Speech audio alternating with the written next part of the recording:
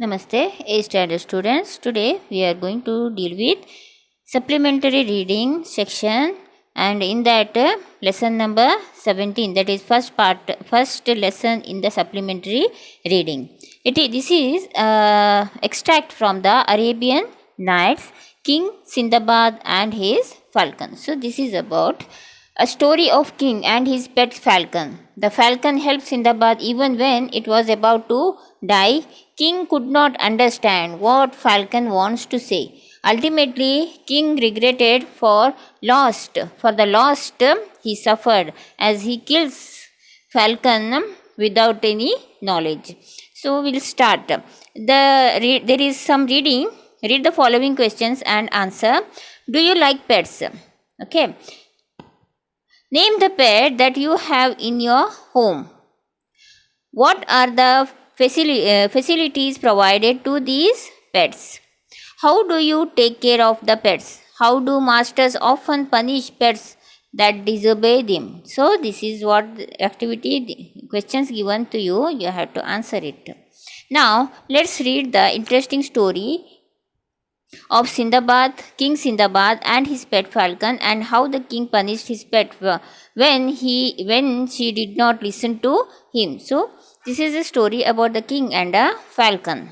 Falcon is a bird which is of eagle family. So he had that one king had this as a pet. So he took care of his the pet very lovingly with care and affection. But ultimately, when he thought that the falcon is not obeying him, he just killed him.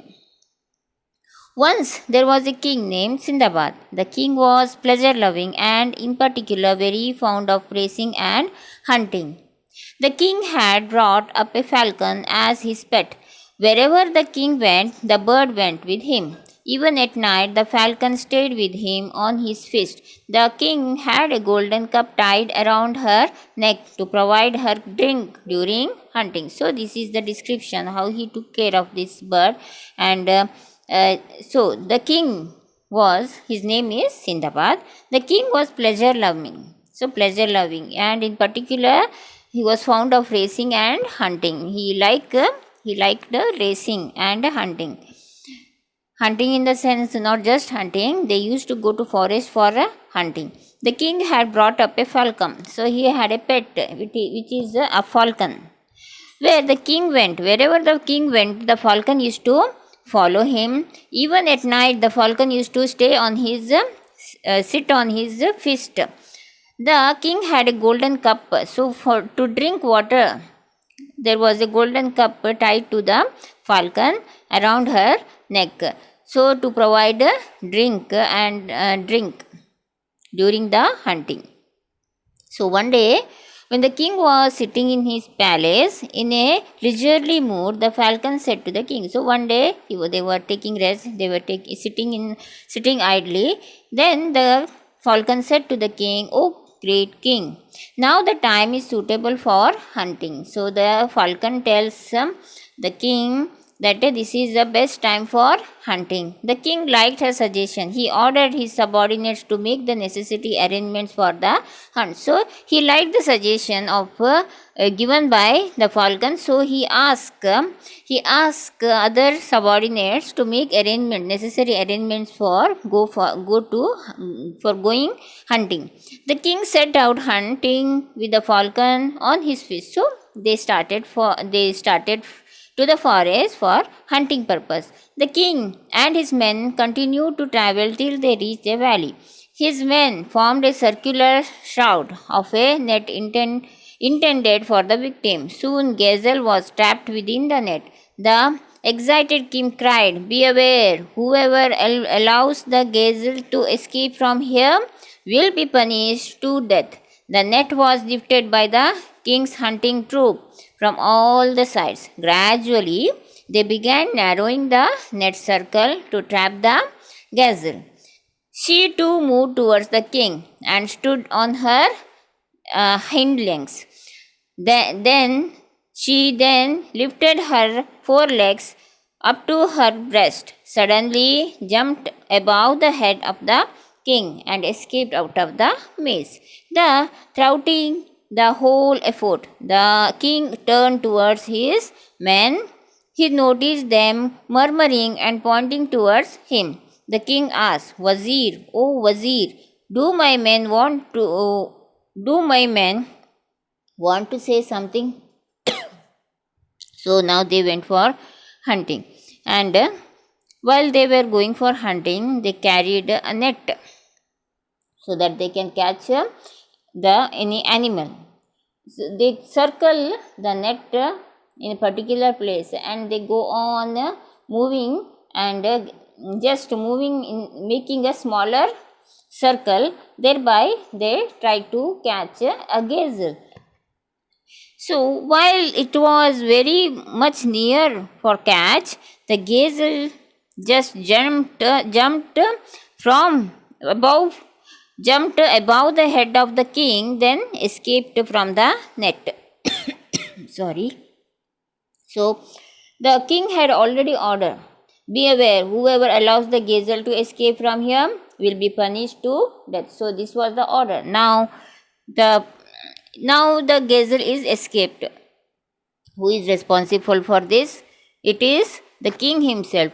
It jumped above from his head. So the soldiers started gazing at him that it is his fault, he is responsible. So the Wazir replied, Your Majesty, you are saying that you have warned that you will kill the person who let the gazelle escape. The king replied, I vow to bring her back and will not return. I vow to bring her back and will not return till I accomplish it. Saying this, the king galloped on his horse on the route that the gazelle had fled. The falcon, the king's hunting mate, flew high up, traced the fleeing gazelle. She at once swooped down and blinded the gazelle with her talons. The king immediately struck his mace at the blinded gazelle and ended the matter forever. He then cut the gazelle's throat, removed his skin from the body, and hung the spoils on the saddle.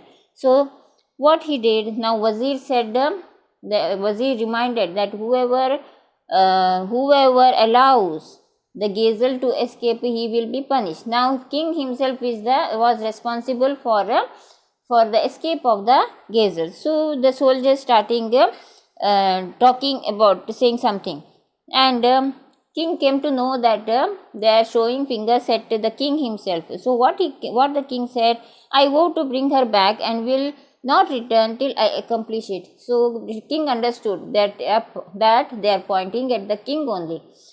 Now the king said, I myself I will go till I catch it, I will not return. So he took his horse and galloped on his horse, and on the road, on the path where the gazelle has fled. So the falcon, the king's hunting mate, also went with him. It was in the air, high up in the air, and king was going on the road. So now he found out. The falcon found where the gazelle is hiding. So what he did, it just swooped down and blinded the gazelle's eyes. And the king immediately struck his mace. The king took his mace and killed the gazelle forever, and the matter was finished forever. Then he took and cut that gazelle's throat with his weapon, removed its skin from the body, and hung the spoils on the saddle. So he hung it to the saddle. There the matter was over. He caught the gazelle. Now coming to para number 5. It was midday, and the place where they were wandering was devoid of any water source. The king and his horse were thirsty. The king went further in search of water. Finally, they reached a place where water was seen dripping through dripping through the leaves of a tree. The king was wearing a skin gauntlet to protect him from any poison. As his falcon was very thirsty, the king took out the cup from her neck and filled it with the dripping liquid. He then placed the cup in front of the falcon, but surprisingly enough, the falcon overturned the cup instead of drinking it. So the place was, it was a midday afternoon, and the place was a very remote place, and they could not search, they could not get any water source. So the king was very thirsty, himself was very thirsty, and also the horse was thirsty. The king further went in search of water. Finally, they reached a place where water was seen dripping from the leaves. So from the top of the leaves, from the top of the tree, through the leaves, some water was dripping down. The king was wearing a skin gauntlet to protect him from any poison. So his dress was like a shield. It was like a protection for him. Gauntlet to protect him from any poison. As his falcon was very thirsty, the falcon was also very thirsty. So the king offered, he took the cup of the falcon which was hung in her neck and filled it with the dripping liquid. So he took the cup which was hanging in her neck, in the falcon's neck, and took the liquid which was dripping from the leaves. So he then placed it on in front of the falcon, but surprisingly enough, the falcon overturned the cup instead of drinking it. So it didn't reject it, it overturned it. Overturn means making it upside down. So overturned it and it rejected the liquid offered by the king. The king picked up the cup, filled it again and placed it in front of the falcon. So this process was went on for 2-3 times, but the falcon upset it again with her talons. The king was annoyed at the falcon's strange behavior. Next time he filled the cup with the dripping liquid and placed it in front of the horse. However, annoyingly enough, the falcon hastily upset it again. So the cup liquid which was placed before the falcon, it himself overturned it and tried, annoyed by this, the king thought it is better to give it to the horse. So he filled the cup with the liquid which was dripping from the leaves and then placed it in front of the horse. But surprisingly, the falcon overturned the liquid which was placed in front of the horse also. Now the king got very furious. King was very furious. He became furious. He shouted at the falcon in anger, "How unlucky and foolish thing! You are not willing to slake your thirst, nor are you allowing the horse to drink it." So he was saying, he scolded the falcon that how unlucky you are. You are not even allowing, you are not even you are not even willing to slake your thirst, and you are not willing to, you are not allowing to horse to drink it. So this is not good in your part, that you are yourself not drinking the liquid, nor you are allowing the horse to drink it. In his fury, the king took out his sword and chopped off the wings of the falcon. So in this anger, what did the king did? He just chopped off the falcon's wings. The falcon cried in pain. She turned, indicated the king to look up by raising her head. So by raising her head, she tried to make the king look up to the tree. The king's eyes followed the falcon. He saw a poisonous viper lying up above the tree. The liquid, which he mistook as water, was drops of snake's poison. The king was very remorseful for cutting off the wings of his loyal and beloved falcon. He rode on his horse and returned to the camp along with the dead gazelle. The falcon was still sitting on his fist. As soon as the king reached the camp and sat comfortably, the falcon, which was bearing the pain till then, suddenly gasped and succumbed to death. So this is what happened. So what happened? In a hurry, he chopped off the wings of the falcon, and the falcon cried in the pain, and she tried to make the king understand why it was rejecting the liquid which was offered by the king. So it showed by his neck, it made his neck high, raised its neck high, and showed from where the liquid is falling. So when the king looked up, he found out that the liquid was falling from the viper. It was nothing but a poison, a poisonous liquid which was falling from the viper, a snake.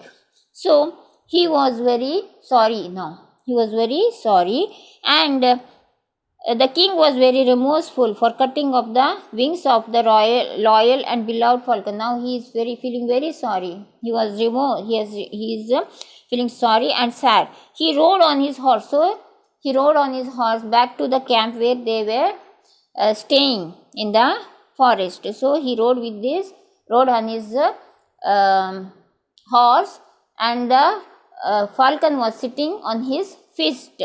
But the falcon, as soon as the king reached the camp, sat comfortably there. As soon as the king sitting on the fist, it was bearing the pain. Okay, it was bearing the pain till it reached the camp. But suddenly, when they reached the camp, the falcon has come to death. So it died. The falcon died due to the pain suffered from it. Though the repentant king cried aloud to lose his faithful companion who had saved his life. Now the king is very sad. He is remorseful. He is he is guilty, and he cannot tell, he cannot expose. He just cried because he is the reason for his death. So he was responsible for the death of the falcon, but the falcon had actually saved his life. So it is a lesson for us. The moral of this lesson is nothing but we shouldn't act in hurry. So we shouldn't be haste. We should think before we react anything. Whenever we react to anything, we should think before it, so that we shouldn't do injustice to anyone or anything. And one more thing, whenever we act hastily, the end of the act will be very it ends up very sadly. So this is a lesson, a theme of this lesson is we shouldn't act hastily. We should think before we do anything, we speak anything. We shouldn't hurt anyone. We should not be responsible for others' loss. So now here the king has lost his loyal and faithful pet, that is a falcon. Who is responsible for this? He himself is responsible for the death of his favorite pet. So read this lesson. This is for a supplementary reading. Read these interesting lessons. There are so many difficult words that you may not understand, and for that you need to refer to the dictionary. So refer the dictionary and learn the words. And I hope you have understood this lesson. Question and answers I will give you in a PDF form. And take care of yourself till my next class. Thank you.